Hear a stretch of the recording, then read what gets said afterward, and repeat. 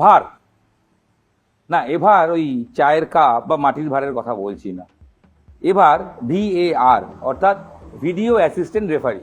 বিশ্বকাপে যাকে নিয়ে সবচেয়ে বেশি তর্ক বিতর্ক গল্প আলোচনা হচ্ছে, ভার ভালো না খারাপ রচনা আসতেই পারে যে কোনো দিন। দেখুন, ভারের গল্পটা একটু বলে দিই। 2010 সাল নাগাদ নেদারল্যান্ডসে এই ভারের জন্ম।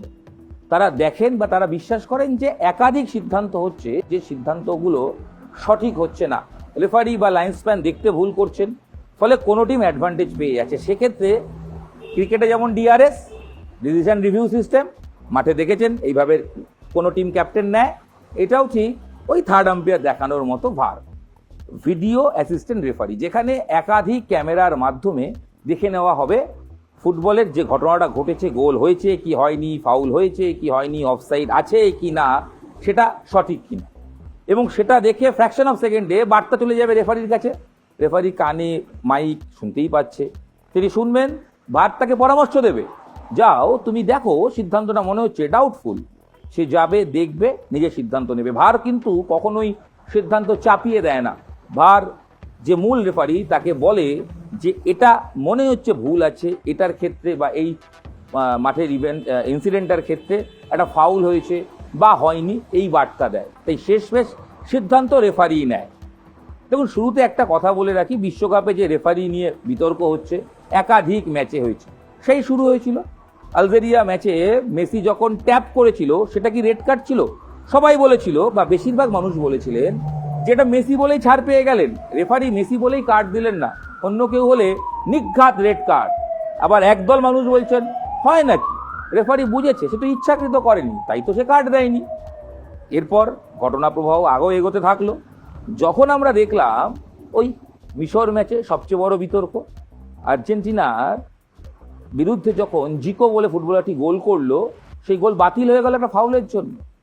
খেলার শেষ লগ্নে যখন আর্জেন্টিনা জয়সূচক গোল করছে, তখন সালাকে ফেলে দেওয়া হলো, সেখান থেকে গোল করলো।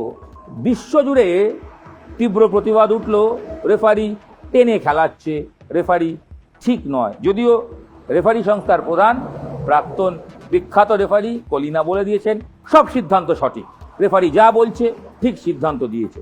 তিনি বলছেন তো টেকনোলজি যা দেখাচ্ছে সেটা প্রমাণও হচ্ছে। আসলে আপনি যদি সেই দলটার সমর্থন হন যার পক্ষে রায় গেছে, আপনি বলবেন ইয়েস এটা ঠিক সিদ্ধান্ত, আর বিপক্ষে হলে বলবেন না না রেফারি ভুল করছে। আসলে রেফারির কাজটা থ্যাঙ্কসলেস জব। যে হারবে সে বলবে যত দায়ী রেফারি, আর যে জিতবে সে বলবে না রেফারি তো ঠিক কাজ করেছে। তাই রেফারিরা কোনোদিনই এই জায়গা থেকে বেরোতে পারেন না। শুধু কি তাই, দেখুন যত সময় যাচ্ছে বিশ্বকাপ এগোচ্ছে, রেফারির সিদ্ধান্ত নিয়ে বিতর্ক হচ্ছে। শেষ দুটো কোয়ার্টার ফাইনালেও বিতর্ক হয়েছে। এক, নরওয়ে ম্যাচে ইংল্যান্ডের সঙ্গে স্পাই ক্যামের তারে বল লেগেছে বলে নরওয়ের দাবি, ফিফা বলেছে লাগেইনি, স্নিকোমিটার দেখিয়ে দিয়েছে, কোনো লাইন নেই, গ্রাফ নেই, হয়ে গেল, ভার শেষ কথা বলছে। যে গোলটা নরওয়ে প্রথমে করে সেটার সময় হ্যারি কেনের ফাউল ছিল, সেখানে আবার বক্তব্য আছে যদি এটা ফাউল না হয় সেক্ষেত্রে কেন ইজিপ্টের ম্যাচে মিশরের ম্যাচে আর্জেন্টিনার বিরুদ্ধে ফাউল দেওয়া হলো? সেটা কি মেসির টিম বলে? আচ্ছা, মেসি রোনাল্ডোদের দেখলে কি রেফারি সবসময় টেনে খেলান? এই প্রশ্ন উঠছে। ফিফা এই বিতর্ক কমাতে ইতিমধ্যেই এই ভারের সঙ্গে দুজন আরও এক্সট্রা করে রেফারি দিচ্ছেন, যারা মাঠে থেকে ভার সিস্টেমকে দেখবেন, পর্যবেক্ষণ করবেন, সেমিফাইনাল থেকে থাকছে। কারণ ভার পুরোটাই দেখা হচ্ছে ডালাসে বসে, একটা শহরে বসে, আমেরিকার সব মাঠে টেকনোলজিকে তারা দেখে 3-4 যারা রেফারি থাকেন তারা বিশ্লেষণ করছে।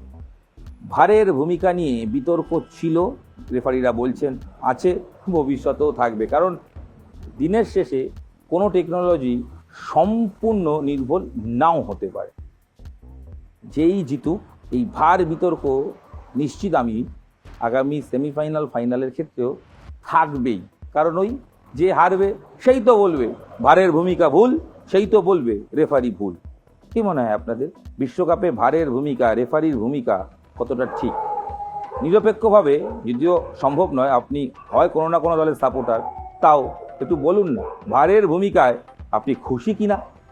আপাতত এখানে ভিডিও শেষ করছি, দেখা হচ্ছে পরবর্তী ভিডিওর সঙ্গে। ছিলাম ইরন, আর আসছি বিশ্বকাপের আরও খুঁটিনাটি খবর নিয়ে। সময় কমছে, সেমিফাইনাল আসছে, তাই দ্রুত আরও কয়েকটি ভিডিও আপনাদের জন্য আসছে।